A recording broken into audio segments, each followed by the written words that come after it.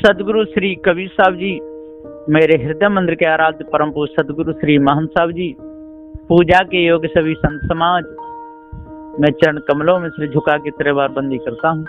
बोलिए श्री सदगुरुदेव की जय। सदगुरु श्री कबीर साहब जी का मौलिक ग्रंथ सदग्रंथ बीजक है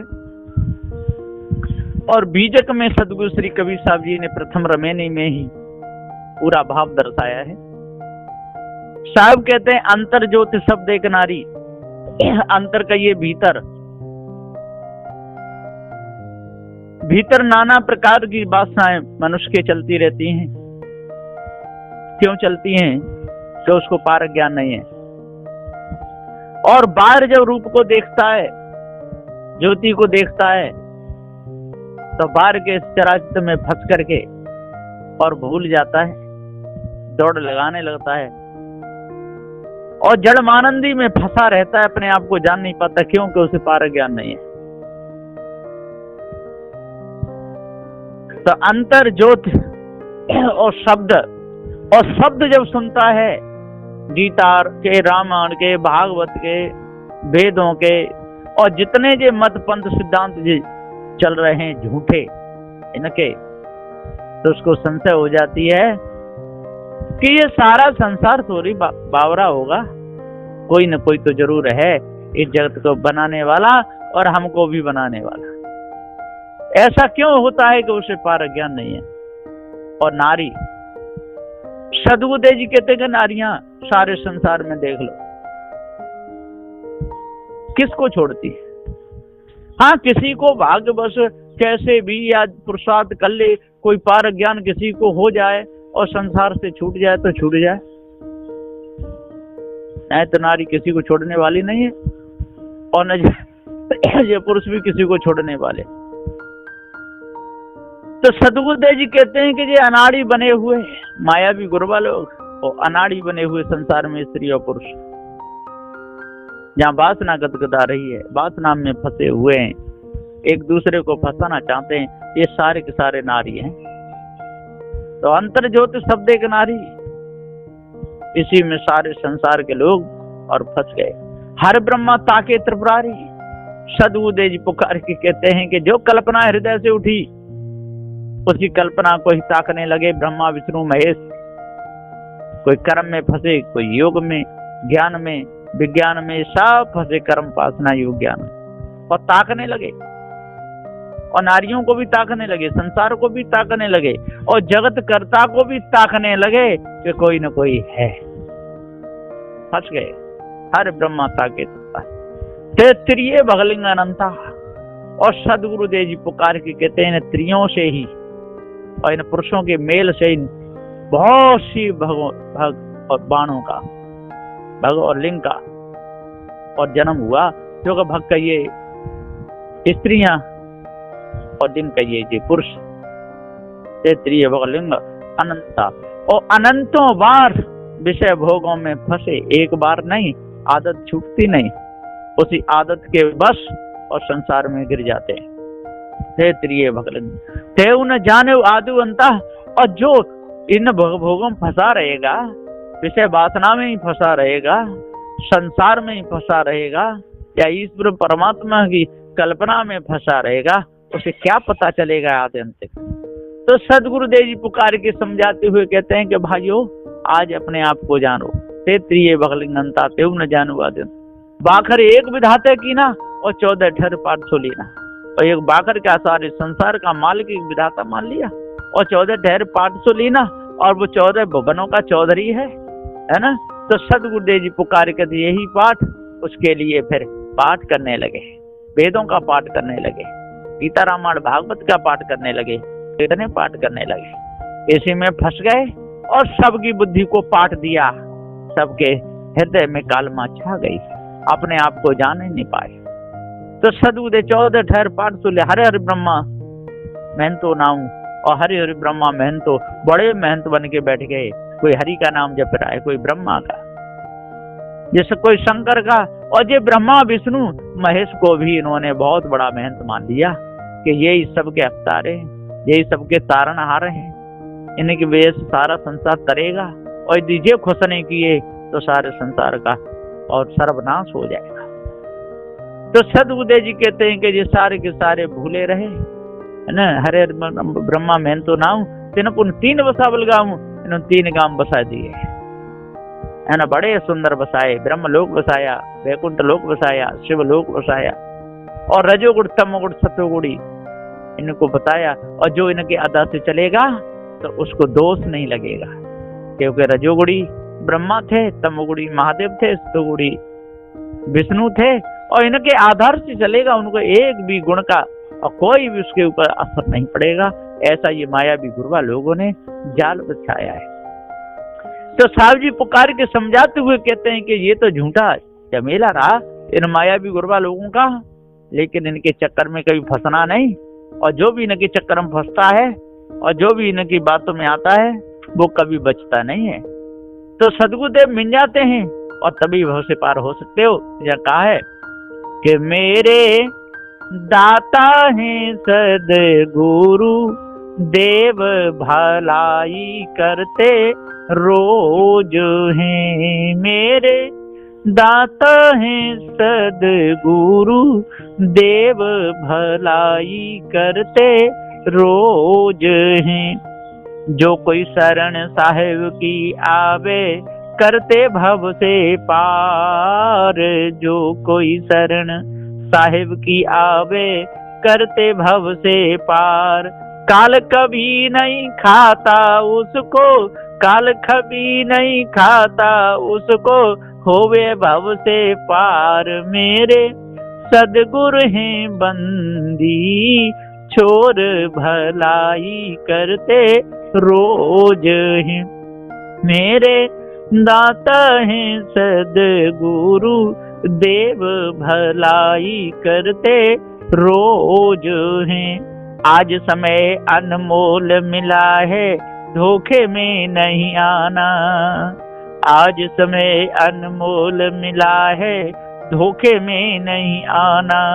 संसार का जाल बुरा है मार कभी नहीं खाना, संसार का जाल बुरा है मार कभी नहीं खाना। मेरे साहिब हैं पूरे वैद्य दवाई देते रोज हैं, मेरे साहिब हैं पूरे वैद्य दवाई देते रोज हैं।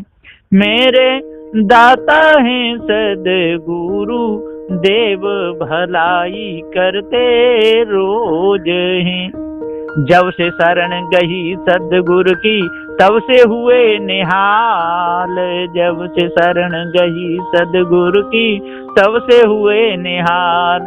संसार का भार हट गया, संसार का भार हट गया, तन की बच गई खाल। मेरे प्रभु जी हैं बंदी छोर भलाई करते रोज हैं, मेरे प्रभु हैं दीन दयाल निदाई करते रोज हैं।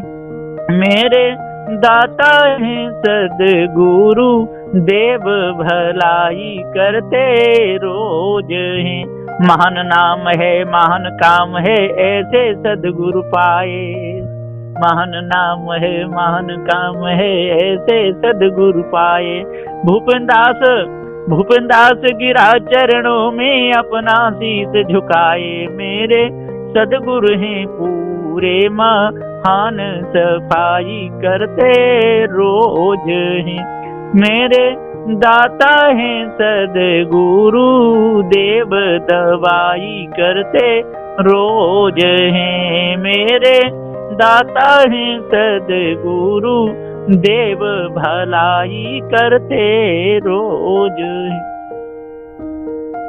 जब पार्थ की सदगुरुदेव मिल जाते हैं और जब हमको भेद पता चलता है कि जड़ क्या है और चेतन क्या है, फिर कोई हमको भाव बंधन में नहीं फंसा सकता।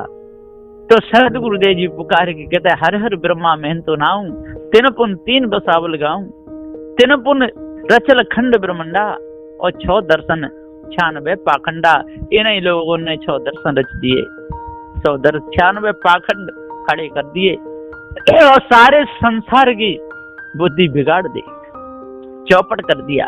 100 दर्शन 96 पाखंडा, वेदन काऊ पेट पढ़ाया। तो सदगुरुदेव जी पुकार के वेदन काऊ पेटन काऊ वेद पढ़ाया और सुन्नत कराए तुर्क नहीं आया।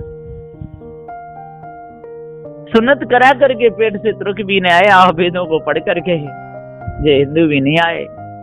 ये सारी बेकार की बातें।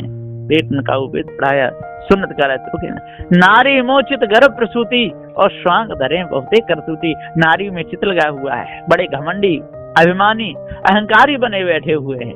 नारी में चित गर्भ प्रसूति, स्वांग धरे बहुते करतूती, और बहुत नहाते हैं, बड़े स्वांग धरते हैं, बड़े आचार विचार दिखाते हैं, बड़े तिलक लगाते हैं, लंबी चोटी रखाते हैं, 2-2 4-4 गांठें लगा लेते हैं, ढीली धोती पहनते हैं और बड़े चने उडार के चलते हैं कि हम बहुत बड़े पवित्र शुद्ध साफ है। सदगुरुदेव जी पुकार कहते नारी मोचित गर्भ प्रसूति, स्वांग धरे बहुते करतूती, तैया हम तुम एक लोहू एक प्राण व्यापे मोह। सदगुरुदेव जी पुकार के समझाते हुए कहते हैं कि भैया क्यों जीवों को सताते हो, क्यों किसी को दिखाते हो, धोखे में क्यों फंसे हुए हो। भैया हम तुम एक लोग एक प्राण व्यापे मोह। एक है जनी जना संसारा, कौन ज्ञान से भया नहीं आ रहा। किस ज्ञान से आप अलग हो गए, किस ज्ञान से आप ऊंचे हो गए, किस ज्ञान से दूसरा नीचा हो गया। अरे अपने कर्मों को सुधारो। कर्मी तो आपका नीचा ऊंचा बनाते हैं। जिसके कर्म नीचे वो नीचा है, जिसके कर्म ऊंचे वो ऊंचा है। जो सत्यवादी है वो सत्यवादी है, जो झूठा है वो झूठा है। इसमें इसकी कोई पहचान नहीं, कौन गरीब है, कौन अमीर है, कौन नीचा है, कौन ऊंचा है। ऊंच नीच कर्मों से है। तो अपने कर्मों को सुधार लो, अपनी भावनाओं को सुधार लो, अपने आचार विचारों को शुद्ध कर लो तो आप बच जाओगे, और नहीं तो धोखे में पूरा समय निकल जाएगा। तैया हम तुम एक लोहू एक प्राण व्यापे मोहू। एक जनी जना संसारा, कौन ज्ञान से भय अंधारा। वो बालक भगद्वारे आया, भगभोगी के पुरुष का आया। अब गत की गत काऊ न जानी, एक जीव कित को बखानी। जो मुख हो जीव 10 लाख तो कोई आए महन तो भागा। ये लोग कहते हैं जिसके मुख में 10 लाख जीव हो और वो कोई परमात्मा के गुण गावे, ऐसा कोई महन तो उसको परमात्मा मिलेगा। ये सारी बिल्कुल झूठी बात है। जो मुख हो जीव 10 लाख। इस मनुष्य जीवन में आकर मुख्य 10 इंद्रियों पर विजय प्राप्त कर ले और ईश्वर परमात्मा धोखे की इस वाणी को त्याग दे, अपने स्वरूप को जान ले। जो मुख हो जीव दत्तो कोई आए महन तो भागा। और जो ऐसे उपदेश को करे वो ही मेहनत है, वही सत्यवादी है, वही अपना उद्धार कर सकता है और दूसरे का कर सकता है। लेकिन ये 4 वेद 6 7 18 पुराणों को पढ़ के न किसी का उद्धार कल्याण हुआ है न होगा, और किसी के मुख में 10 लाख जीव हो ही नहीं सकती। ये सारी मिथ्या कल्पना है। इस दो की कल्पना को अपने अंदर से निकालना चाहिए, अपने आप को जानना चाहिए। जो मुख हो जीव 10 लाख तो कोई आए महंत भागा। कहीं कबीर पुकार के ई लयु व्यवहार, तो राम नाम जाने बिना वो बूढ़ संसार। इधर खानी जाल के व्यवहार में, उधर वाणी जाल के व्यवहार में, ई लयु व्यवहार और राम नाम जाने बिना वो बूढ़ संसार। और जिस राम को जो खोजने के लिए चले वो जानने में नहीं आया, क्यों कहे नहीं। जो राम परमात्मा, जो ईश्वर इन्होंने माना, जगत करता माना, वो मिथ्या धोखा है। और फिर दशरथ के घर में बेटा का जन्म हुआ, उसका नाम राम रख दिया। उसके लोग पीछे पड़ गए कि जय ही पार ब्रह्म परमेश्वर है, कोई निर्गुण निराकार परमात्मा ही सर्वगुण साकार रूप में, और वहां जाके कौशल्या के गर्भ से जन्म लिया है। ये सारी बेकार की बातें हैं। वो तो बेचारा स्वयं अपने दुख भोगता रहा, आप अपने कर्मों का दुख भोग रहे हो।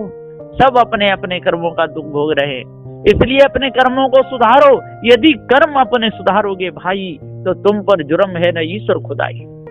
अपने कर्मों को यदि आप सुधार लोगे, आप पर कोई जुर्म नहीं है। तो जब तक अपने आप को नहीं जानोगे और जब तक जड़ चेतन के भेद को नहीं समझोगे और मिथ्या धोखे में ही अपने पूरे समय को निकाल दोगे, तो समझ लो कि आपके हृदय की कालमा निकलेगी ही नहीं। और यदि आज ही जड़ चेतन के भेद को जानोगे, सदग्रंथ बीजक को पढ़ोगे, पारखी संतों से मिलोगे और बारीकी से पढ़ोगे गुरुमुख से, तभी भेद समझ में आएगा। और नहीं तो संसार को रिझाने में, संसार स्वयं रीझने में, इसी में पूरा समय चला जाएगा, आपको कुछ भी नहीं मिलेगा। बस इन्हीं वचनों के साथ में मैं अपनी वाणी को विराम देता हूँ। बोलिए श्री सद्गुरुदेव की जय।